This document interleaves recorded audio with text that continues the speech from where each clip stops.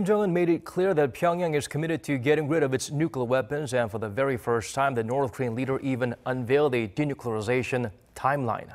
Hee-jun shares with us his remarks.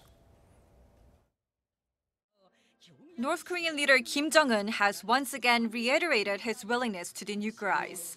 South Korean National Security Advisor Chung during a press briefing at the Blue House on Thursday, said that Kim remains very much committed to making the Korean Peninsula nuclear-free.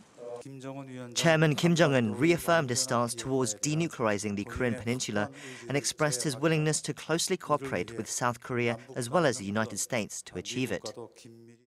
Earlier Thursday, North Korea's state-run media KCNA reported that North Korea remains determined to establish peace and denuclearization on the Korean Peninsula.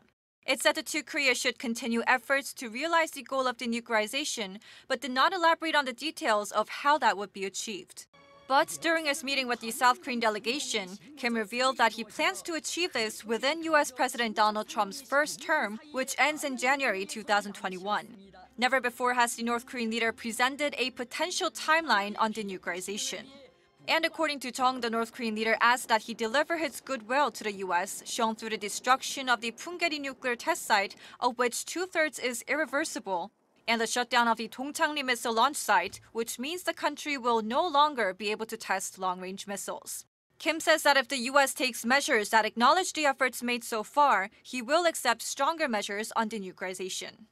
I think that is a good sign from the North Korea, but we have to pay close attention to how he's going to make it. So what kind of agreement that U.S. and North Korea is going to make to achieve the denuclearization. So the importance of the summit from September 18th is going to give into how South Korean President Moon Jae-in is going to tell North Korean leader Kim Jong-un that he has to mention that there's going to be a formal negotiation between the United States and North Korea.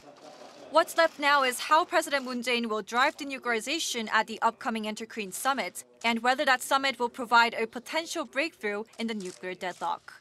Hee-jun, Arirang News.